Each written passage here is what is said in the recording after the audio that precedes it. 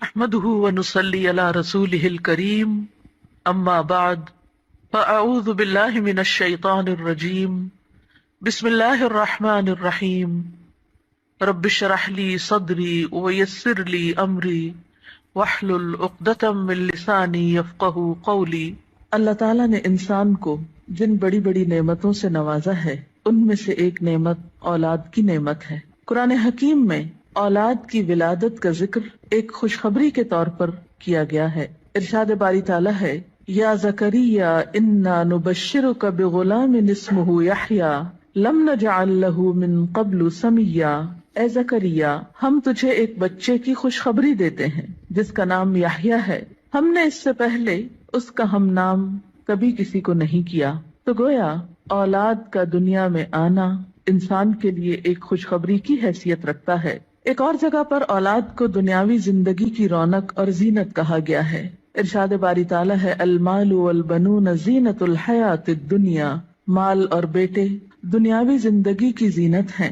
اسی طرح انسان کے لیے اولاد ایک مددگار اور ایک بہترین غمخار کی حیثیت بھی رکھتی ہے۔ اولاد سے انسان کی بہت سی توقعات بھی وابستہ ہوتی ہیں، لیکن اولاد والدین پر سب سے بڑا حق جو رکھتی ہے وہ تربیت کا حق ہے۔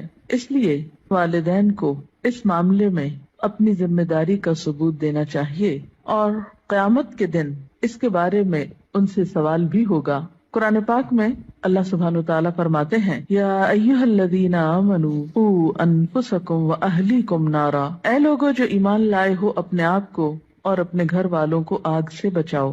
گویا والدین کی ذمہ داری میں صرف یہی شامل نہیں کہ وہ بچوں کو تعلیم دیں یا ان کے کھانے پینے کا بندوبست کریں، بلکہ ان کی ذمہ داری میں سے ایک اہم ذمہ داری یہ ہے کہ وہ ان کی اچھی تربیت کریں اور انہیں آخرت کے بھیانک انجام سے محفوظ کریں، آگ سے بچائیں۔ ایک حدیث میں بھی آتا ہے، آپ صلی اللہ علیہ وسلم نے فرمایا، کلکم راع وکلکم مسئول عن رعیتہ، تم میں سے ہر شخص نگران ہے اور ہر ایک سے اس کی رعایا کے بارے میں، ماتحتوں کے بارے میں سوال کیا جائے گا۔ فالمرأة راعیۃ فی بیت زوجہا، اور عورت اپنے شوہر کے گھر میں نگران ہے، یعنی صرف باپ سے نہیں ماں سے بھی پوچھا جائے گا کہ اس نے اپنے بچوں کی تربیت کیسے کی۔ اس لیے ہم دیکھتے ہیں کہ انبیاء علیہم السلام اپنی اولاد کے بارے میں ہمیشہ فکر مند رہے۔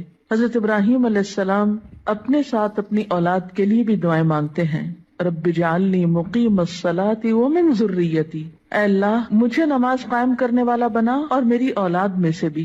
حضرت یعقوب علیہ السلام کے بارے میں آتا ہے کہ جب انہیں موت آئی تو اس وقت انہوں نے اپنے بچوں کو بلا کر کچھ پوچھا۔ قرآن پاک میں آتا ہے، ام کنتم شہداء اذ حضر یعقوب الموت اذ قال لبنیہ ما تعبدون من بعدی، کیا تم لوگ اس وقت حاضر تھے جب یعقوب علیہ السلام کے پاس موت حاضر ہوئی تو انہوں نے اپنی اولاد کو کہا کہ میرے بعد تم کس کی عبادت کرو گے؟ انہیں اس بات کا فکر نہیں تھا کہ وہ کھائیں گے کہاں سے یا رہیں گے کہاں پر، انہیں فکر یہ تھا کہ میرے بعد ان کی عبادت اور ان کی دین پر چلنے کی حالت کیسے ہوگی۔ اس لیے والدین کے ذمہ یہ بہت اہم کام ہے کہ وہ اپنے بچوں کی آخرت کی فکر کریں۔ اس لیے بچے کی تربیت کا اہتمام اس کی پیدائش کے ساتھ ہی بلکہ اس سے پہلے ہی شروع کر دینا چاہیے۔ بچہ جب ماں کے پیٹ میں ہوتا ہے تو اس وقت وہ ماں کے خیالات اور ماں کی عادات سے متاثر ہو رہا ہوتا ہے۔ اس موقع پر والدین کو خاص طور پر نیک اولاد کے لیے دعا کرنی چاہیے، جیسا کہ قرآن پاک میں آتا ہے، رب ہب لی من لدنک ذریۃ طیبہ، اے میرے رب مجھے اپنے پاس سے پاکیزہ اولاد عطا کر۔ پھر اسی طرح بچے کی پیدائش پر خواہ وہ لڑکی ہو یا لڑکا خوشی کا اظہار کرنا چاہیے، اللہ تعالیٰ کا شکر ادا کرنا چاہیے، اس نعمت کو اچھی طرح قبول کرنا چاہیے تاکہ پھر اس کی صحیح طور پر قدردانی ہو سکے۔ احادیث مبارکہ سے ہمیں کچھ اور باتیں بھی پتہ چلتی ہیں کہ جب بچہ پیدا ہو تو اس کے کان میں آذان دی جائے، گویا پیدائش کے بعد سب سے پہلے اس کو اللہ کا نام سنایا جائے، اس کے سامنے اللہ کی عظمت کا اظہار کیا جائے۔ اسی طرح نبی صلی اللہ علیہ وسلم کی سنت سے ہمیں بچوں کی تہنیک کرنے کا بھی پتہ چلتا ہے۔ تہنیک سے مراد یہ ہے کہ کھجور چبا کر بچے کے تالو پر لگائی جائے، کیونکہ بچہ سب سے پہلی خوراک جو اپنے منہ میں لے کر جاتا ہے اس میں بھی خوراک دینے والے کی شخصیت اور عادات کے اثرات منتقل ہوتے ہیں۔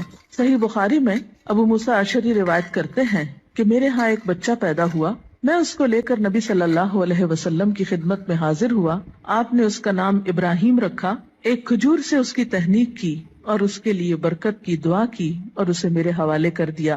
پھر اسی طرح بچے کا نام اچھا رکھنا چاہیے. نام ایسا ہو کہ جس کا مطلب بھی اچھا ہو، تاکہ بچہ جب پکارا جانے پر اپنا نام سنے تو وہ اچھے لفظ کو بار بار سنے. ایسا نام نہیں رکھنا چاہیے کہ جس کا پروننسیشن، تلفظ یا معنی اچھا نہ ہو. اسی طرح نومولود یعنی نئے نوزائیدہ بچے کے بارے میں یہ حکم بھی دیا گیا ہے کہ ان کے ولادت کے 7ویں دن ان کے بال منڈائے جائیں. بعض حکماء نے اس کی یا اطباء نے اس کی حکمت یہ بیان کی ہے کہ سر مڑنے سے سر کے مسامات کھلتے ہیں، نگاہ، سماعت اور سونگنے کی قوت کو فائدہ پہنچتا ہے. اسی طرح سنت میں ہمیں بچوں کا عقیقہ کرنے کے بارے میں بھی تعلیمات ملتی ہیں. عقیقہ کرنے میں ایک حکمت یہ ہے کہ انسان اپنے رشتہ داروں کو، غریبوں کو، ہمسایوں کو اس خوشی میں شریک کرتا ہے.